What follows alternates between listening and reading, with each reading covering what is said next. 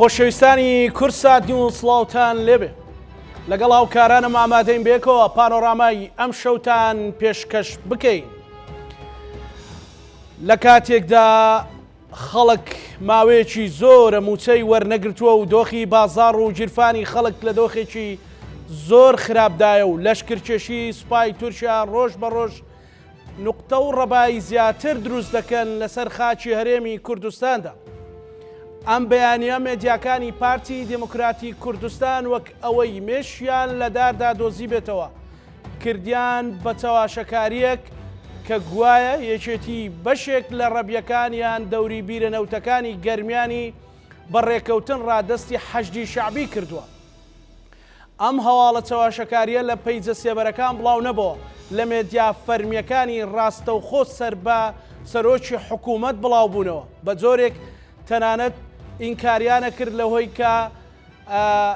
بە تەواوەتی ئەم ناوچەیە لە بەڕێکەوتن یەکێتی ڕادەستی حەشدی شعبی کردووە لە کاتێکە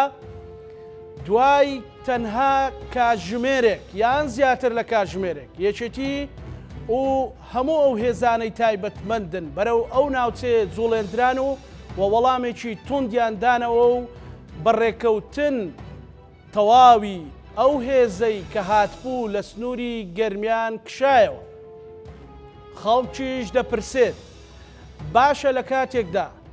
بە قوڵایی نزیکەی 40 کیلۆمەتر سوپای تورکیا هاتۆتە ناو خاچی هەرێمی کوردستان و لە پارێزگای دوهۆکدا ناوچە هەر ئەستراتیجیەکانی کۆنتڕۆڵ کردووە و ڕێگای تایبەتی بۆ دەبات و پێگەی سەربازی لێ دروست دەکات. بۆچی ئەو مێدیانە باسی فرۆشتن و ڕێکەوتنی پارتی و تورکیا ناکەن؟ بۆچی ئەگەر هێزێکی وەک حەشدی شعبی کە ژمارەیان 200-300 کەسێک بێت هاتبن بۆ هەر مەبەستێک بێت و وەک خۆشیان ڕوونکردنەوەیاندا کە بۆ چێوماڵکردنی گروپێکی داعش هاتوون بکرێتە و فەوزایە و حەزبێکی وەکو یەکێتی نیشتیمانی کوردستانی پێ تۆمەتبار بکرێ. ئەمە بۆ داپۆشینی ئەوەیە 15 ڕۆژی تریش موچە دابەش نەکرێ. خەڵک ئەو پرسیارانەی هەیە بۆچی مێدیاکانی سەرۆکی حکوومەت و ئەوانەی ڕایان دەستپێرن خودی سەرۆکی حکوومەت کە هەموو دەسەڵاتەکانی قۆرەخ کردووە ناچێ کێشەی موچە حەل بکە و ژیانی خەڵک بەو شێوێ نەبات نەوەک چەواشەکاری پێشکەشی خەڵک بکات لە بری چارەسەرکردنی کێشەکان. ئەمانە پرسیاری خەڵکن کە بۆچی ئەمڕۆ ئەمە ڕوویدا. پانۆراما گفتوگۆ کات لەم بارەوە لەگەڵ هەرێک لە بەڕێزان بەڕێز بورهان عەبدوڕەحمان چاودێری سیاسی خێربەی کاک بورهان هەروە لە باجینان و لە پارێزگای دۆکەوە بەڕێز عەلی ئۆرەماری کادری پێشکەوتووی یەکێتی نیشتیمانی کوردستان سەیدا بەڕێزیشتان بەخێر بێت. کاک بورهان پرسیارە ڕێک پێشەکەم بکەم بە پرسیار لە جەنابەت یانی ئەم چەواشەکاریە بۆ لە کاتێکدا کامیان پرسێکی نیشتیمانیە مەسەلەن مەسەلەی حەشدی شعبیش هەر خەرقە بەڵێ بەڵام بۆچی دەبێت بەو شێوەیە کە خێرا وەکەوەی مێشت لە دارە دۆزی بێتەوە و هەنجوینت لە دارە دۆزی بێتەوە و پەلاماری حەزبێکی وەکو یەکێتی نیشتیمانی کوردستانی پێ بدەین. زۆر سپاس بۆ جەناب ڕێز و سڵاوم هەیە بۆ میوانە بە ڕێزەکات سڵاوم هەیە بۆ بینەران. زۆر دەمێکەیە پارتی چیرۆکی کوردایەتی پێنەماوە زۆر دەمێکەیە خۆی لە ڕێڕەوە ڕاستەکەی نیشتیمانی و نەتەوایەتی ون کردووە زۆر دەمێکەیە متمانەی خەڵکی لە دەستداوە ئەیەوێت بە جۆرێ لە جۆرەکان لەسەر حسابی شوێنێکی تر ئەمانە بەدەست بێنێتەوە. ئەنە تۆرە بیرکەرەوە گەرمیانێک دەشتێکی چۆڵ کە هێزەکانی یەکێتی خۆیان لەوێن باشە ئەمە بۆ ناوێنێت تەنسیق کە تیمێک هاتووە بۆ کێوماڵ خۆیڵێ بۆ کێوماڵ هاتوو گەڕاوەتەوە بۆ ناوێنێت تەنسیق خۆیان خاوەنی کەناڵەکان زۆر باشە زانم تەنسیق چییە چونکە ئەمە چاواشەکردنە زۆر باشە زانم تەنسیقکردن لە نێوان لایەنی هەرێم و دەوڵەتەکان چییە. شارێک نییە چۆڵ داگیرکرا بێ و بێ داگیریکە ئین لی سەندرا بێ بێ داگیری کاتەوە ئەم تەنسیقە خۆی باشە زانێ هەولێر سیوێکی ئابی بیرەخەمەوە کە ئەوە تەنسیقکردنە بۆ شوێنێکی چۆڵ هێزێک بێ بۆ چەند سەعاتێک و بگەڕێتەوە من تەنسیق نییە باشە ئەم چاواشەکاریانە کاتیشی خەریکە تێپەڕیتر لەوانەیە ساڵی پێش ئێستا ئەم جۆرە چاوەشەکاریانە لە 16 ئۆکتۆبەرە کە ئەم چاوەشەکاری لە کەرکووکە دروستی کرد ئەم دوو کەناڵە جێی خۆی گرت ئەمەش ئەم چیرۆکەش تێپەڕی ئەمەش باوی نەماوە کۆمەڵانی خەڵکی کوردستان زۆر لەوە وریاترن باشە ئەمە بۆوەکە زین تۆ وەرە بیرکەرەوە چەند ڕۆژە دوو مانگە بەسەر موچەیە تێپەڕیەوە موچە نەدراوە بەچی دایپۆشێ بە هەرایەکی وە زەهنی خەڵک لەسەرەوە لابرێ دوێنێ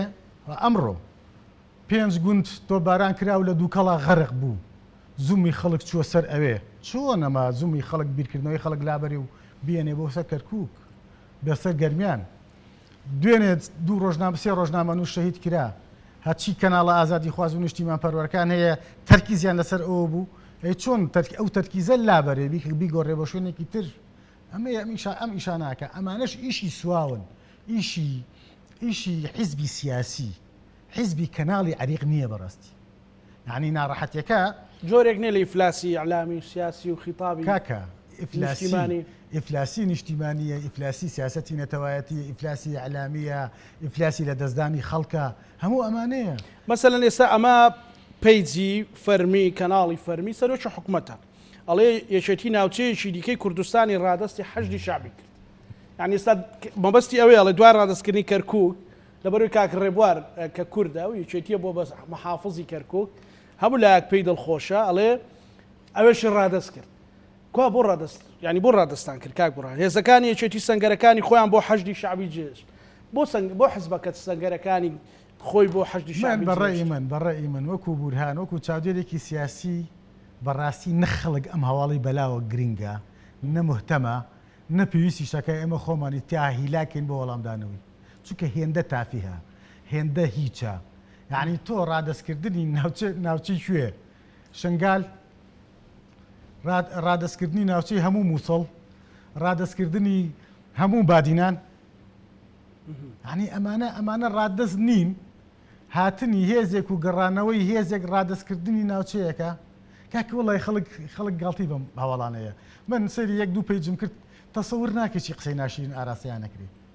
چی شتێکیان پێوترێ ینی ئەمە جۆرێکە لە نەمانی چیرۆکی نەتەوایەتی نیشتیمانی چیرۆکی دروستکراویشان نەبوو جاران خەڵک سیقەی پێ کرد دروستکرا بوو ئێستا حەزەکەم پێت بڵێم ئەم دروستکراوانە کۆن بوون کۆن لای خەڵک باوی نەما تێپەڕی زۆر باش کاک عەلی بەڕێستان کادری پێشکەوتوی یەکێتی نیشتیمانی کوردستان لەشکرکێشەکەی سوپای تورکیا بەچی گەیشت ئایا بەڕاستی تورکیا کشاوەتەوە ئێستا تەرکیز لەسەر هاتنی 300 ئەندامیان 300 حەشدی شعبی بێ بۆ ناوچەیەک و دوای دوو کاتژمێر بەجێی بێڵن بڵێن ئەمە یەکێتی ڕادستی کرد یعنی من پێم خۆشەوە بزانم ئەگەر سوپای تورکیا لە تەواوی ناوچەکانی هەرێمی کوردستان لە دەڤەری بادینان کشاوەتەوە مژدەیەکی خۆشە کە من ئاگام لێی نەبێ زۆر سپاس کارزانە گەلێک سپاس دوبارە سپاس بۆ گۆدارت هەمی کەناڵی کورسات و بخێراتنا میوانەتەی ستودیۆکەم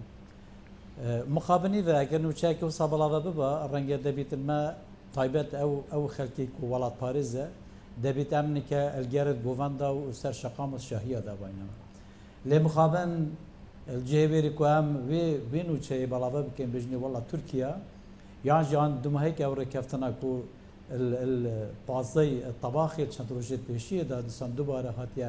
هاتیان بۆرکردن ناوەینە هەردوو وەزارەتن یەن بەرگریە عێراقی و یا تورکیا مخابن تورکیانی کە البەرف داگیرکردن و بەرف سوتنا تەواییە یا ئەو دەڤەردی کو دەستەوان گەهشتیە البەهدینان لە هەرێما بەهدیناندا کو پێشانی کەش دەمەگوتی ئێکل سەرسێ یا هەرێما بەهدینان یا پارێزگەها دووکێ کەتی از ژێر دەستی هێرشیان یەن داگیرکردن دەوڵەتە تورکیادا تەنانەت ئەڤروکەدا دەست شاڵاوەکە پلانێکە بەرفرەکیریە یا سوتنا هەمی ئەو دەڤەرن یەن کو دەستین لەشکری تورکیا گەهشتی تەنانەت ئەڤروکە ناوچە بەرواری باڵا زیاتر 6 گوندا گەفا چۆلکردنێل سەرە گەفا سوتنا هەمی ئەو ڕەز و باغ و بیستانەتوانە سەرە کە حتانێک هەشدا ئاگر دیسان بەردەوامە تێدا کورتیا وێ تورکیا وێش قۆناغا هێرشەکە یکو جاران بیانوها پاراستنا امنیت یانج بیانوها پاراستنا یا سنوری یانج کم کرنا هرشن ین دا گریلان ین پکه گسته دولت ترکیه امریکا یا برف داگیر که نزیده تر و چی دبه ابرو سرزار وزارت برگریا ترکیه او نوچه رد کرده و که هیچ ری کفتنک نینه که هزن ترکیه او جهنهات نتیت بینه و کشاندن بویا ترکیه امریکا نیازی داگیر که نکا برفرهتریت هی دو ماهی که ری کفتنا یا دو قولی یا پازای طباخ دهات یکرن ده نه ترکیه البره هلبت هم آهنگی گل دولت عراق مخابنی و دو نویسینگه ها بو درجی پیدان بداگیر کرنه که نویسینگه ها که البغدا که الویره هم نویسینگه ها که یا پلاندانانه آلوگر نازانیاری یا نویسینگه ها دوه اوج اول بعشیقه که بو راهنانو دیسان نهیلانا گفا تیروره وکو اول نفت کده اوه خوب پینگاه وکو دنا داگیر کرنه داگیر کرنه ترکیه روش بروژه پینگاه مازنتر تاویتن همی او دبرد امریکا لشکر ترکیه هات یلسر گل پیشان برین هجی ما آماجه پیدا بوم الجهه وری کو گفن ین شری سرسنوری لاب دتن لی ترکیه البره و کامرا یا او ناوی لیتین تا کامرا آرام لیب خوب کو نه کامرا آرامه بلکو کامرا صوتنا دوره که پانتایی و 40 کیلومتر درجاوی زیادترش 75 کیلومتر همی او دورن ید کو دورن ین گشتو کالینه گنشینن خلق سیوین لیه بلکو زیادتر بر هنده نوچداری و هنده نحیه و قضاجب خوبه بگیریته و ترکیه نیازه همی تخت کتل سر گل آخه همی بیگ دار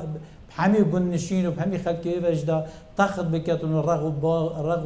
رزو بغو بیستانت وانج دا سوش دا وکی امریکا دست بکریه و زیادتر همی او دورنید که دست ترکیه دا گشته و ادنه دا زیادتر 7 گنده تادینه چول کرن و ترکیه دوی نیازی دا اف منطق اف دور همی بیتا بالا کرن اش جیانه بیتا بالا کرن اش گنشینه و وطره پینگاوت و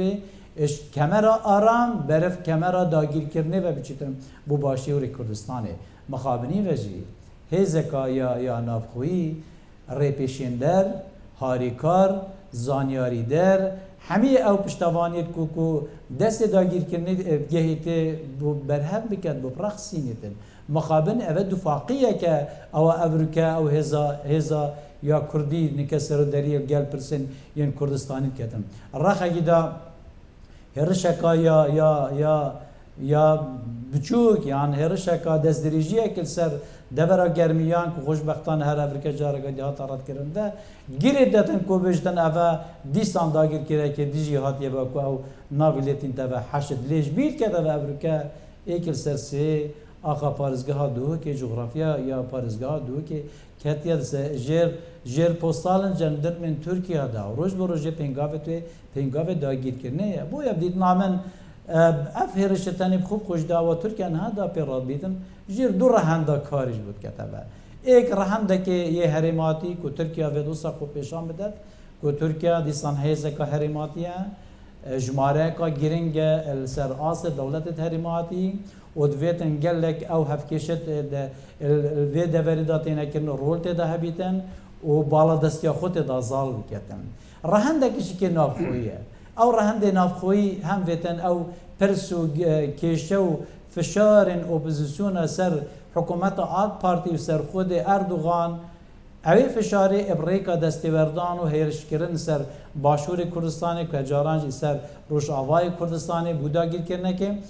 چاوکیت کامیرا و گویزیتن بیشتن که از یه پاراستن سنورت دولت ترکیه مش دستیوردان تیروره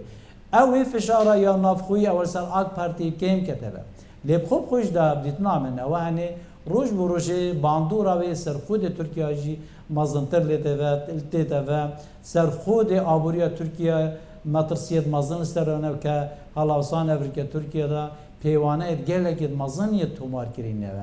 بویا به همین رنگه که و به همین خاندنه که و او افریقا مرو ترکیه تخینیتن براستی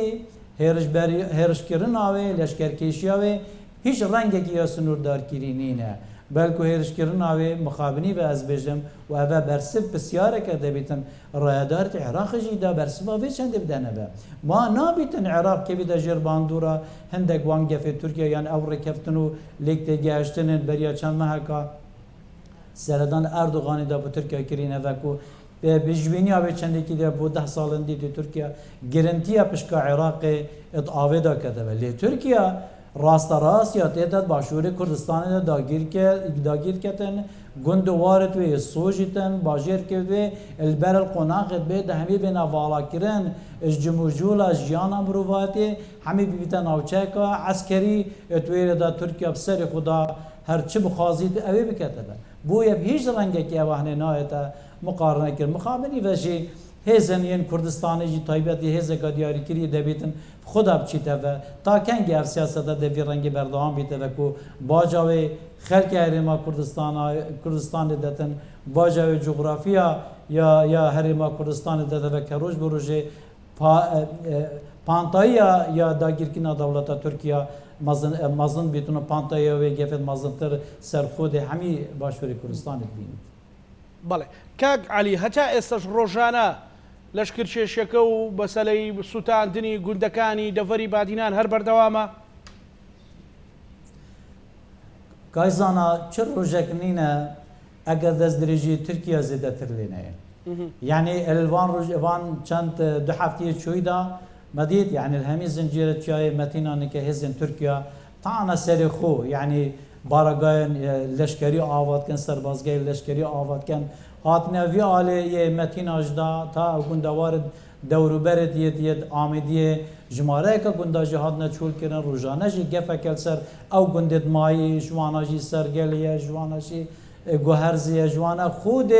خود دیره لو که او نوچانی به طبقتاندن جبرکو نیازت به درباز به بیشتر گاره ابرو که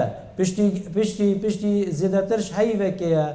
کو او چند رات گهان کو او دورا دست ترکیه گشته بینه دورت آرام لیاوروکه الکیلکا سنوری مطرسیا سر چول کرنا زیادتر 6 گنده آتیا درس کردن و یا رز و باغ و بیستانت 6 گنده افریقا دور بریوام دورایت ناسوتن و بله کاک علی پیسک کاربا کجابه تو اگر مولا کاک برهان ئەوە کاک علی لە بادینانە باسیەوە کاکە ڕۆژانە گوند و سروشتی کوردستانە سووتێ ڕز و باخی هاوڵاتیانە سووتێ لە بادینان یعنی ئاساییە بۆ مێدیاکانی تریش بنووسن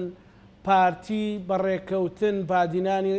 مەسەلەن 10 کیلۆمەتری تری ڕادستی تورکیا کرد یعنی ئەمە چی ئەمێنێتەوە بۆ پرسە نیشتیمانێکە زانی ئەگەر باسی پارتی تورکیا بکەین ئا باسی پارتیت بۆ بکەم پارتی خاک و خەڵکی لە دەستداوە خاک و خەڵکی هەرێمی کوردستانی لە دەستداوە دیقەت بدە سنووری بادینان چەنی ئێسا بەدەست جێشی تورکیاوەیە بەس شارەکە ماوە بەدەست پارتیەوەیە وەرەوە بۆم دی بۆ باڵەکایەتیەوەوانە چواردەوری هەولێریشی گرتوەوە ئازیزەک شووی تری بەدەستەوە ماوە ئەمە خاکە لە دەستیاوە خەڵکە لە دەستیاوە ئەوەی کە بەدەستیەوە ماوە ئیعلام و دەسەڵاتی حکوومەتەکەیەتی حکوومەتی هەرێمە بەدەستیەوە ماوە بەم دوانە ئیشەکە من ئەگەر بێت و حەقە گلەیش لە ڕاگەاندنی یەکێتی بکەم ڕاگەاندەکەمان لاوازە بۆیە ئێستا هاتوو هاواری ناڕەوا و ناڕێشی ئەوان جۆرێک لە جۆرەکان ئێمە پەلکێشەکە قسە لەسەرەوە بکەن ئێستا ئەبوایە هەموو میلەت خۆپیشاندانی بکردایە دژی پارتی کارێکمان بکردایە کە خەڵکی هەولێر و دۆگەوەی قبول نەکردایە بە درێژایی 8 مانگ ڕەنجیان خەڵکی و دەفەرە ئێستا هەمووی چۆڵ کرا و هەموو سوتا هەمووی بەباچوو وڵا ڕەنگە مەسەلەن بەشێکی سەمن لە دەستگای میدیای کورسات ئەوەندە بڵێم بەردەوام ڕووماڵی مەسەلەی لەشکرچێشیمان کردو بەرامبەر پارتی نا بەرامبەر بە پرسێکی نیشتیمانی یعنی نەهاتوین ئاوا نائیتیکی نامۆڕاڵی بین قسە لەسەرەوە بکەین بڵێن پارتی شیلازێ و دێرە لوک و ئامێدی ڕادستی سوپای تورکیا کرد ئێمە توانین بیکەین بەڵام ئازیزەکەم برینێکەیە کە برین نیشتیمانیە بڵێ من تێگەم پرۆفیشناڵانە کورسات کەناڵەکانی تر لەم دەڤەرە ڕازگۆیانە و نیشتیمانیانە دایم هەمیشە بیر و مێشکیان لای پرسە نیشتیمانیەوە تەوایەتەکە هەیە بەڵام کاتێک کە کەناڵێک کاتێک کە هێزێک کاتێک کە دەسەڵاتی حکوومەتێک یەت ڕەحم بە بەشێک ناکات چاویش لەوەی تر ئەنوقێنێ تۆ پێویستی بەوە هەیە چاوی خەڵک بکەیتەوە تا ئەو بەشەش ببینێ چیز نەبێت چاوی ئەنسارەکانی خۆیان و شوێنکەوتەکانی خۆیان بکەیتەوە کە بڵێ ئەمەشت هەیە زانی ناکرێ من لە شوێنێکی تەجاوزەوە قسە لەسەر تجاوزکردنی خەڵک بکەم لە شوێنی ملکەچکردن و کۆیلەبوونەوە قسە لەسەر کۆیلەبوونی خەڵک بکەم باشە ڕەوایەتی لەو کاتەیە تۆ جوڵەیەکت هەبێ کە بە تەواوەتی دەڤەری ئەلەم خاک و خەڵک پارتی لە دەستی داوە بە جۆرێکی تێ تەسلیمی نارەکانی کردووە تەسلیمی با بڵێن ئەو هێزە نامۆیی کردووە کە بەڕاستی نامۆیە بە کوردستانی عێراق هەر چۆنێ بێ خۆ من ناپارڕێمەوە هەر هێزێک بێتە سنووری حکوومەتی هەرێمەوە من نیگەرانم پێی اعترازیشمە بێ خەڵکیژە بێ هەی بێ هێزە سیاسەکانی ژیان ئەبێ هەیان بێ بەڵام ئازیزەکەم ئێمە دەستوریان لەگەڵ عێراقین داراییان لەگەڵ حکوومەتی عێراقین چیمان بە حکوومەتی عێراقەوە نەبەستراوەتەوە ئێستا جێیشێک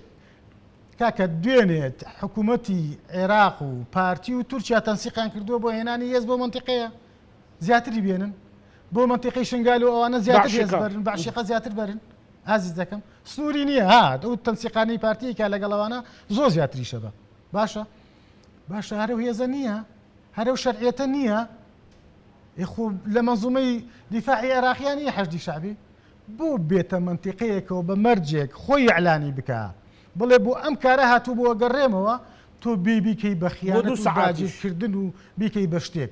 بەڵام ئەنواع تەنسیقات و پارانەوە لە جێشی تووشی ئاپارێنەوە بێنەوە بێتەوە بەنتیقەیەوە تەنسیقی لەگەڵا بکە و سەرفی پارەشی بۆکە بە خیانەتی نازانێ بە تەنسیقی نازانێ ئەمە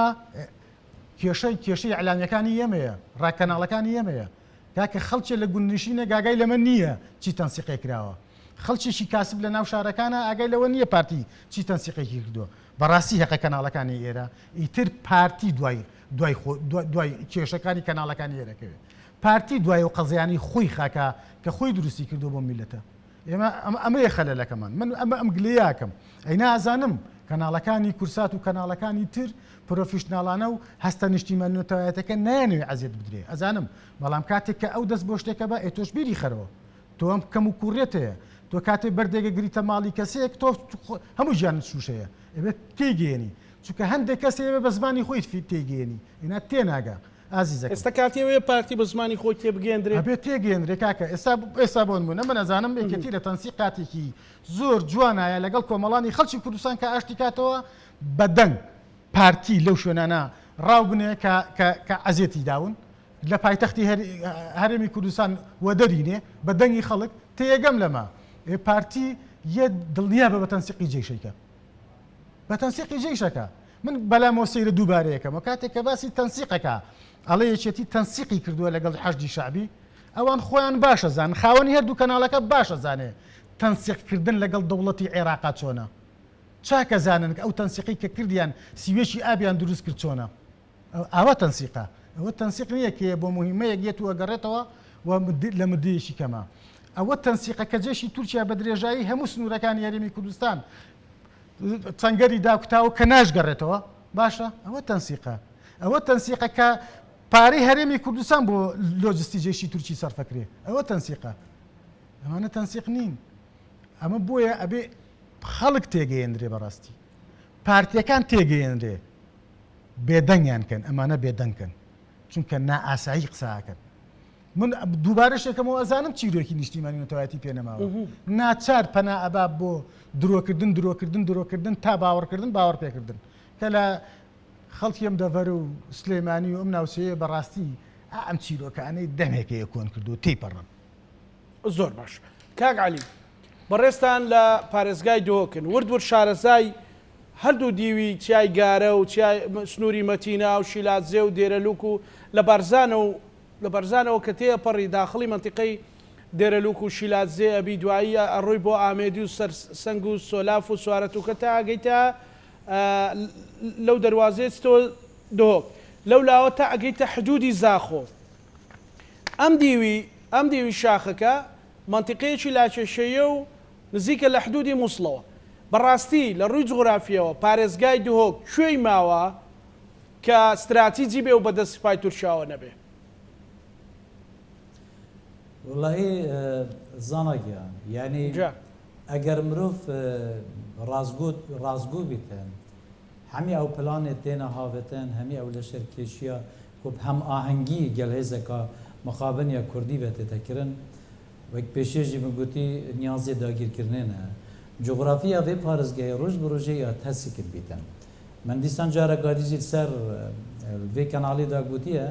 niha zalgeha parastina emniyeta dihokê ya ketiya dergehê dihokê da. Yani tinê tu zawîte derbas bibî zalgeheka ya serekî ya mezin li wêrê hatiye dirist kirin ew dever pêhel tu şey bêjî mirov bêjin ew devera dî zawîte wê ve ya biya navçeyeka لە زاویتەوە بۆ ناو دوهۆک کاک عەلی بۆی بینەرەکانم بەرچاویان ڕووبێ لە دەرگای زاویتەوە بۆ ناو دوهۆک چەندێکتر دوورە دەرگای زاوێتە یان jî دیاریکirî ew zalgehatiya diristkirin heta bi nav dohok kêmtir ji 5 kilometraya yani 5 kilometra li perê dohokê bo rojhelat û derbas bibî wî vetirê debîtin tu eger tu geştiyar bî eger tu hewlatiyekî sivîl bî eger tu biçî û bêyeve debîtin te wê çendêl berçav bikirî ku ev dever her wextekê bêtin matirsiya şerîya li ser e her wextekê bivêtin tophavêjî ya helal ew her wextekê bivêtin dirûn dil vê deverê da ên û çin be bûye bi rastî ev devere roj bi rojê coğrafiya vê parêzgehê ya tesikî bîtin niha ji de ew hêrişe têne kirin ku behsê wê çendê tê kirin operasyona duê yan jî gera duê leşkerê Tirkiye derbazî garey bibîtin eger derbazî garey bibîtin kewateyê veterê debîtin em behsê wêrê bikin ku akirî û şêxan jî ketine di matirsiyê da bûye didnamin evan niha tê kirin yani karekê rêxistiyê dagîrkirinê ye debîtin hêzin yên welat parêz welatên yên dûsên Herêma Kurdistanê dûsên pirsa Kurdî navendên nîvdewletî netewên êgirtî rêxrawên biyanî hemî hîrkatiyên vê dagîrkirinê aşna bibin bizanin kanê ev dewleta Tirkiye bi çavsaxiya hêzeka diyarîkirî vê çi biketin başûrê Kurdistanê yan jî bi dagîrkirina Herêma Behedên yan jî parêzgeha dihokê roj bi rojê ev coğrafiya ya tesikî bîtin roj bi rojê xelkê li wêrê awaret bîtin roj bi rojê debî dil xelkê bîr wêrê bikete ve ku aya dilpayîza bihêtin dêşêtin berûbûmê baxçet xwe zeviyet xwe derbas ketin dêşêtin xotin yan naxotin bûye roj bi rojê ev devere bîte matirsiya ser têde kirin ve gelek caran ji van belku eşên bêjim ya biye kareke rojane Amîdiyê û bo dêrelek û bûşêlazê gelek caran bin gefên topan rêka tête girtin yani hizaran xelkê wan devera da û du nahî berdkevin qezayekê li berdkevin ji xwe nahiya ya devera berwarî bala kanî masê ew nahiyek li ser Sinûriye batîfa dikevîte wê bazinê ku dikevîte bin hêrişên dewleta dagîrkera Tirkiye û vêtin leşkerkêjî bigihîte wêrê ew deverê tenê hemî bêne çûlkirin ve bûye didnamin berpirsiyekî exlaqî Ewrikeyê hey ser hemî partiyên yên Kurdistanî berpirsiyetiyeka exlaqî hey ser revenda Kurd الدربي الولايات بيان الأوروبا بين سرجادي وشقامة بلجي بهجنن كارتيكرني فشار سرايا قشتي أوروبا أمريكا بكن كو أمريكا دولة تركيا ببيانوية نهيلانا مترسين جريلان بككي بلكو داگیر کرناك بيدنگيان دولة عراق ديسان بابتك برسك دبيتن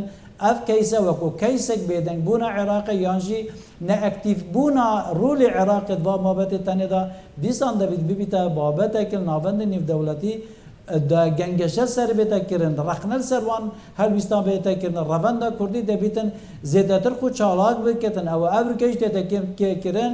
الطایبه‌جیلری ما بعدینا کمترینه جنوسایت که کمترینه انفال کرنه که جبرگو انفال کرنجی همان درد صوتنا گندان بو همان درد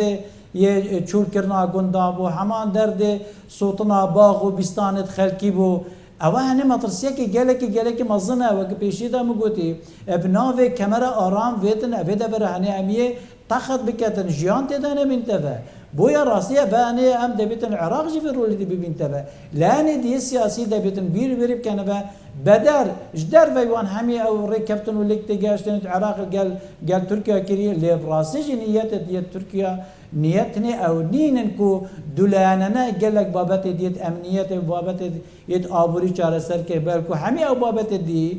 بو ترکیه خدمتا بادکا امنیت و خدمتا داگیر کرنا یا باشوری کردستان راز بنوه بویا اوانی که تکرم راسی مطرسیه که گلک مازنیتی و روش بروشی او تسیبونا و دوره مازنتر لیتی تاوه بویا حتی نادا زمان بیان نامت حکومتش گران کاری بسر دهاتی نه مقابل تو هست اینا که حکومت یا بیاننامه که در تحقیق کو در خری ایش و آزارت خلقیه بیان حکومت اجداوان که در کبیتون کردستان لانه که سرکی بالا دست دارشتن وان بیاننامه دا دیبینی بردوان بیانوه با دولت داگیر که را ترکیه بیده به کشتن خلقی گله که نورمال و گیری داتن کوتنه هندک خلقین گیری دایری خستنه که یا بیانینه یا ری خستنه که کم ناوی گروه تروریستی قلم داده به اف بیان نامه تا عقلیت ابرده برنا وی حکومت عقلیت ابرده برنا سیاست وی باجیر که وی والاتی تبید گوران کاری سر دا بینه به اوی ملتی به هزاران قربانی داین قربانیش بویره نداینه و که اوریکا بالانسا هیزکا سیاسیش دست شوه یعنی جی دا کتی بالانسا ویتن دستی وردانا دولتا درکی ویتن ایشو آزار کرنا خلق که سیویل چول کرنا گندا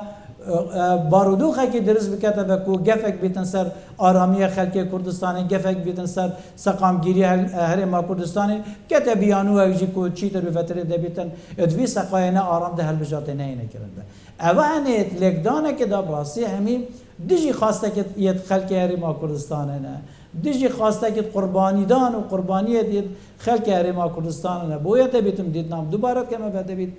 هزن نیف دولتی لعنت یتیت پیوندی دار رواندا کردیش در و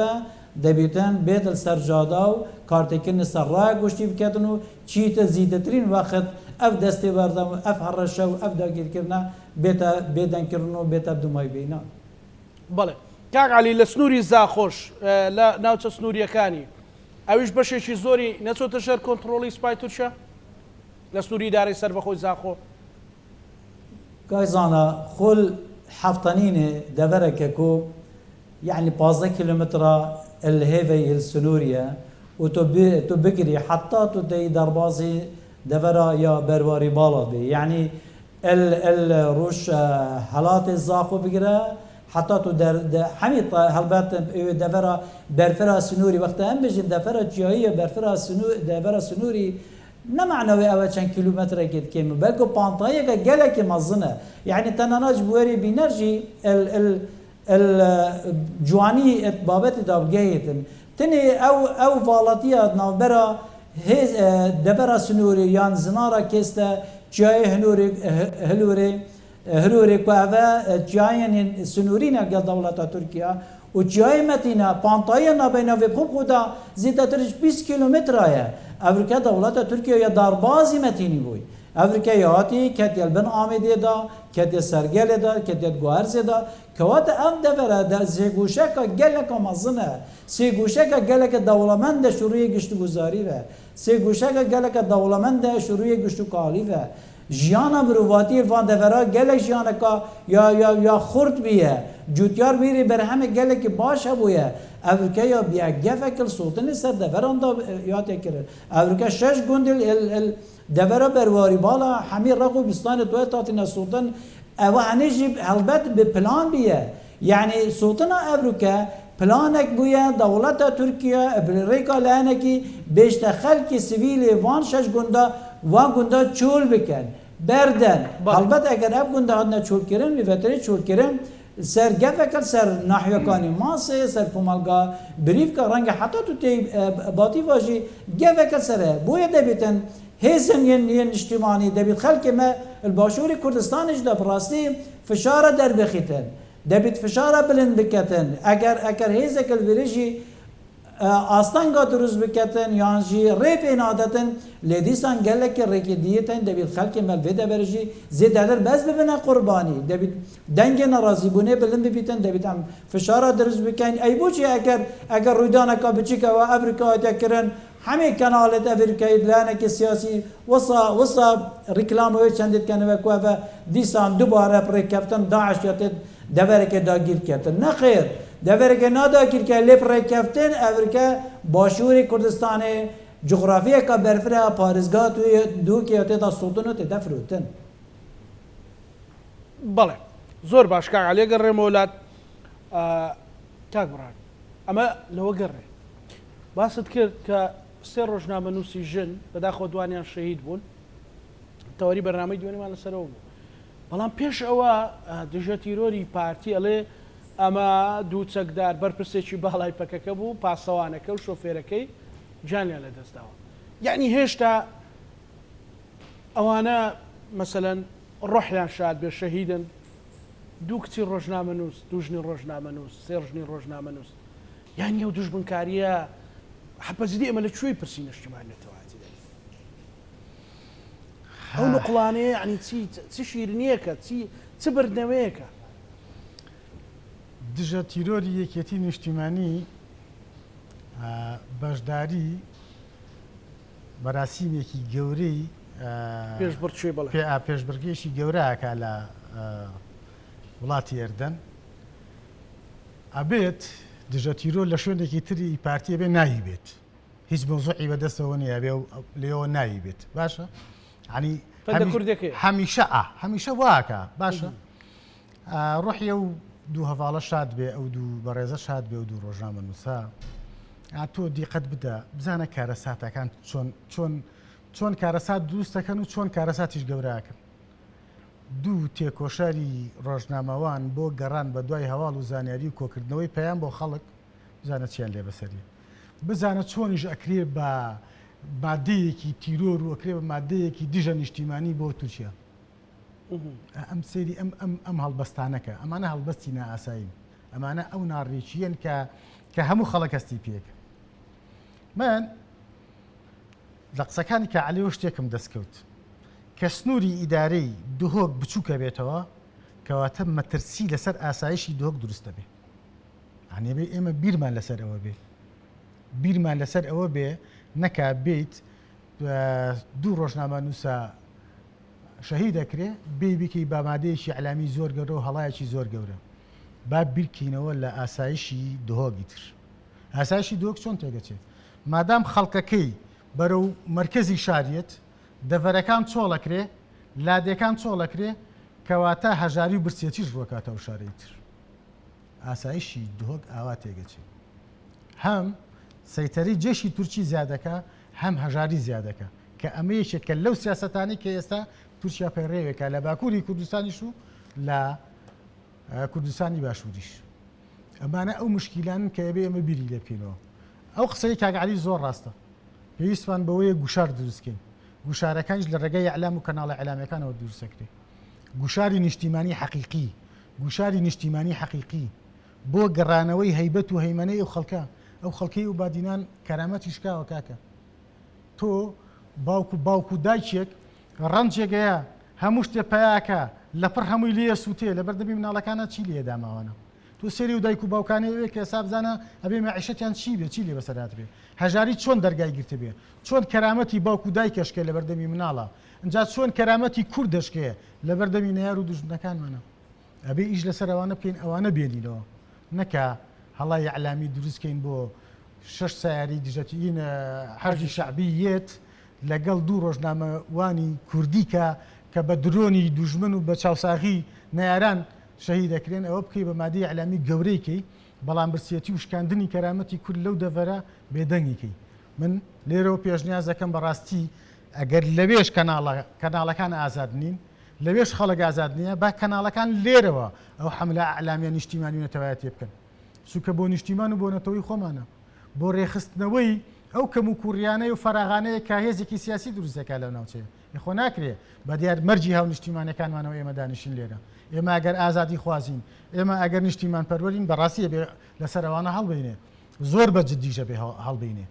چونکە ئەوان پەیوەندی بە لێدان لە پارتیەوە یان پرسێکی نیشتیمانیە من هیچ باسی پارتیم نەکرد لەمەیە ئەبێ ئێمە دیفاع لە خەڵکەکەی خۆمان بکەین خەڵکی کوردستان بکەین ئیتر وردە نەیارەکان بەرەکەون بابەرکەون عاقڵە بن یەنەوە بەرەی گەل بابێنەوە بەرەی گەل سوپاسیانەکرد بەڵام نایەن بەڕاستی حەق نییە ئیتر خەڵکی هەرێمی کوردستان ڕۆشنبیرەکان و ئازادی خوازەکان لەسەر ماستە بێدەنگ بن کاکە قزەیەکی زۆر گەورەیە چ جیاوازی هەیە لەگەڵ ئەنفالەکانە چ جیاوازێکی هەیە ئەنفالەکانی سەدام حوسێن کە ئەنفالی دروست کرد خەڵکەکەی ڕاگواست و گرتی و کوشتی باشە دیەکانی سووتان و سەرچاوی ئابووری ئەو ناوچەی هەموو کاول کرد وێرانی کرد ئێستا تورکیا سەرچاوی ئابووری و ناوچەی هەموو کاولەکە خەڵکەکە ڕاگوازراوە بەس گرتن و کوشتنەکەی ماوە ئەوەتە لێرەشەوە وردە بە کوشتن و بە هەڵا بە درۆن یەکەوانش لە ناوە بە لە ناوچەی خۆشی هەر کوشتن و بڕینێکی زۆر هەیە کاکە چی جیاوازێکی لەگەڵ ئەنفالەکان ئازیزەکەم ئەنفالەکان هەژاری دروست کرد دەمەش ئاژاری دروستەکە ئەنفالەکان خەڵکی کورد و ڕۆڵەی کوردی کوشت و کەمی کردەوە ئێمە شەرواکە خۆ کاکە ئێمە پارچەی کوردستان یەک پارچەیە هەموو یاری ئێمەیە هەمووی ئازادی خوازان و نیشتیمان پەروەرانە هیوادارم نیشتیمان پەروەر و ئازادی خوازەکان لەسەر ماستە بێدەنگ نەبن هەر لایەنێکێکە چونکە شتەکان خەریکە لە سنوور ترازاوە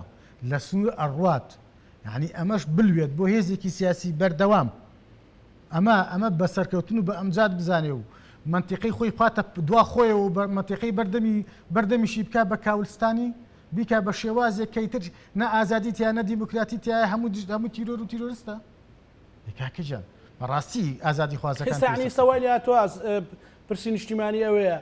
وەکوی کاک عەلی و بە ڕێزی شت باست کرد مەسەلەن نیوەی خاچی پارێزگای دهۆک ڕادستی سوپای تورکیاکەی ئەمە کێشەنی ئەمە بابەتێکی ترە بەڵام بێ لێرە بابەت بوو و ژیێنی و ئێرە وەکو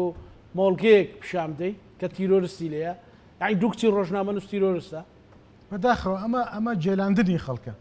بەڵام بەڕاستی تر خەڵک بەڕاستی من ئەوە زۆر بە جددی قسە لەسەر ئەماکەم پێویستە خەڵکە ڕۆشنبیرەکە ئەمە بێتە سەرخەت کەناڵەکانی ڕاگەاندن بێنە سەرخەت کەناڵی ڕاگەاندنیشی چییە کاکە ئیشی دەرخستنی ڕاستیەکانە بۆ ڕای گشتی ئێمە ئەمە بۆ بێدەنگەبین بۆ بێدەنگ بووین وا کەناڵەکانی خۆیان بەڵام ئەوان چیان کردو بەڕاستی و سیاسەتی ئەوان لێرە خەریکە سەرکەوت ئەم ڕقەی ئەو مێدیانە کە باسمان کرد لە سلێمانی و گەرمیان و ڕاپەڕین بۆ ینی ئازیزەکەم هەمووی داپۆشینە هەویستم ئەمە بڵێم خەریکە ئەو کەناڵانە بە شێوازێک ئاراستاکرێن ئیتر ئێمە بیرەکەی تۆ خەم لە خۆت خۆی وازانی لای تۆ کاولستانیە کاکە کاتێک کە ئەم کەناڵانە جوابێ درێتەوە ڕەدێ درێتەوە باسی حقیقەتەکانی ئەوەیەکرێ ئەم مەجبورە دوای ڕێی تۆ کەویتر بەڵام ئێستا هەموو کەناڵەکانی منتیقی دوای ڕێی پارتی کرد لای من چییە وە چی یعنی حەجێکی شعبی هاتووە 4 ساعتی نەخایەن و هاتووە گەڕاویشەتەوە چییە مادەیەکی یەک ڕۆژی کامل و هەموو کەناڵەکان و 10 ملیۆن دلاری تا سەرفکەی ئەمە چییە 4 دەنگ پیاکەی ئەمە چییە کە موکوڕی ژێردەست و پشتی خۆت بشاریتەوە ینی ئەمەش بەشێکە لەمەی کە کەناڵەکانی خۆمان و ئەم ناوچەیە بەڕاستی حەق بکەونە گەڕ زۆر باش کاک عەلی لە ڕووی بەڕاستی لە ڕووی نیشتیمانی و نەتەوایەتیەوە ئۆکۆی کۆچی لەگەڵ کاک بورهانە کە بەڕاستی ئیدی ڕووی ڕاستەقینەی ئەوانە هەڵبماڵدرێ کە تەنسیقیان کردو سوپای تورکیان هێناوەتە بەشێکی زۆری خاچی کوردستان کازانە ئەلڤان ڕوویدانێت یەدوا چەند ساڵی چوویدا تایبەژی یعنی ژبەرک و چاوساغیکردنا هێزێکی لەگەڵ دەوڵەتە داگیرکەرە تورکیا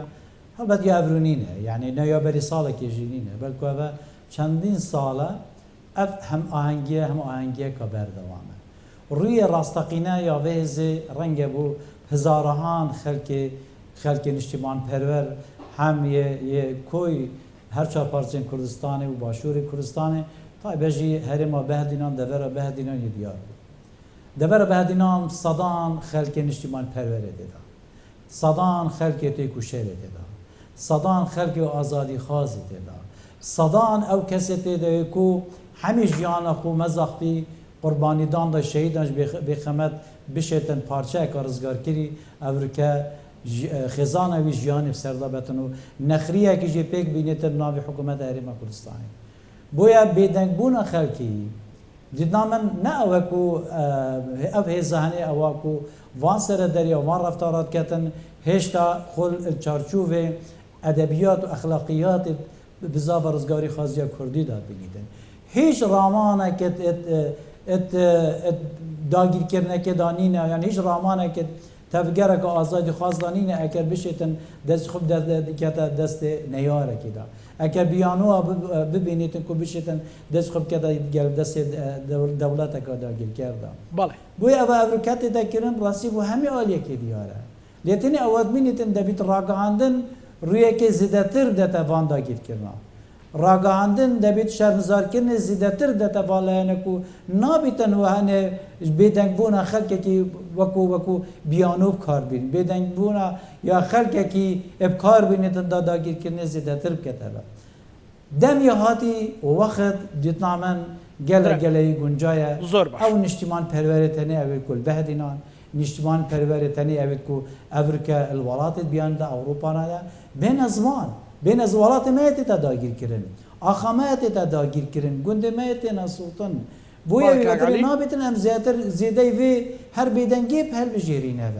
دبیت ام بانکت بلند داخواست بکن اوی لاین سیاسی جی وره اتباوش تفگر رزگاریا کرد خوب ببینه و وره خود باوش پاراستنا نشتیمانی خوب ببینه و وره خود باوش کیلک برای خوی کرد رین خاری خوب ببینه و چی تر امیوتری داگیر کرنه قبیل نکنه و که از باورم اگر همه از این کردستانی افریقاش دا دور ایک ماسه دانستاندنه ایکو دو ببینه بخینه و نه دولت ترکیه و بلکه نه رژیم ایرانی و هیچ دولت کادیجی جرأت ورینه که توسط گاویر سر آخه حریم کردستانی بوده لی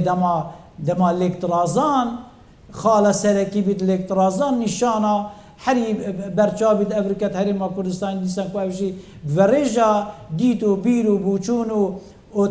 تاکلانه کرنا پرورنا یا تفکر که سیاسی بید الباشور کردستانی البته افریقا دولت داگیر کرجی دویل قوس نوکو او مادام الکترازان هیا که آتا کسی که نینه مادام نسقامگیری سیاسی هیا که آتا هیچ هزک نشتن برسنگرتی اما بکتون امتحان سری خوب بشین همی باشور کردستان داگیر مالک علی بوی دبیت اینه که براستی او نشتیمان پرور رولی خوب ببینه هم فشار نف خود وی پارتیا بالا داشت دار براستی صدان خلقی کشرت داری صدان خلقی قربانی دانت داری صدان هزاران خلقی داری اسبی باوری دامه گلک بدلیوان گلک بحسرته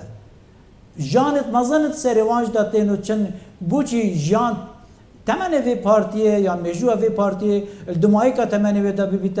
ببیتا نیچیره که بصناهی بوان جوره سیاستا بوی دبید او کسی تنیج ناف خود پارتیه دا رول خوب ببینه و